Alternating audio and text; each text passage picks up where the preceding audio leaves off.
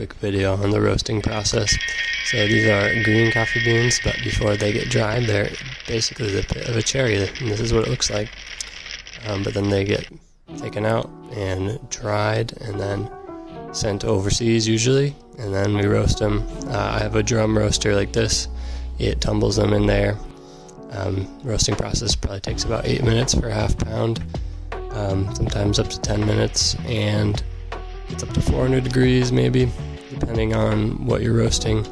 And you gotta immediately cool the beans off right after. You see here I'm sliding in the chaff tray, and then you also will see me changing some temperature settings, time settings, things like that. Also, right after it's done, I pull it out and I throw it in this little box that I've designed to cool the beans as quick as possible. It's connected to a vacuum, just sucks the air out. Maybe takes a minute and a half to cool them to a good temperature so they don't over roast.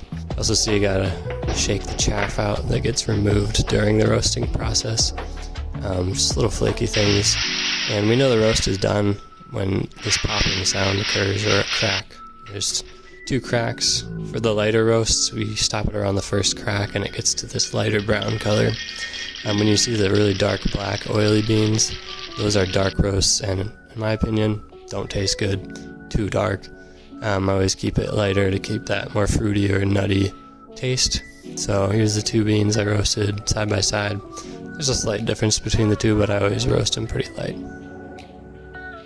Recommend 1, you grind the coffee as close to when you're going to drink it and brew it as possible. I would also store your beans in an airtight container and store them in a way so that they won't let any light get to them. That just helps them stay better for longer.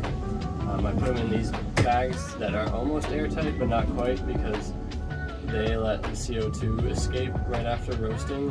Often what I do is I'll take the whole bag and I'll put it inside this Ziploc bag. And if I have a second bag that I'm not going to drink right away, I will put it in a bag in the freezer until I'm going to start drinking that bag. Then I'll take it out and keep it out.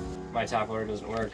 Your Berkey might do a good job. Brita type filter doesn't really help at all for making the coffee taste good. Like, it's night and day with this water versus that, how good it tastes. This is like a 39-cent refill at Cub Foods.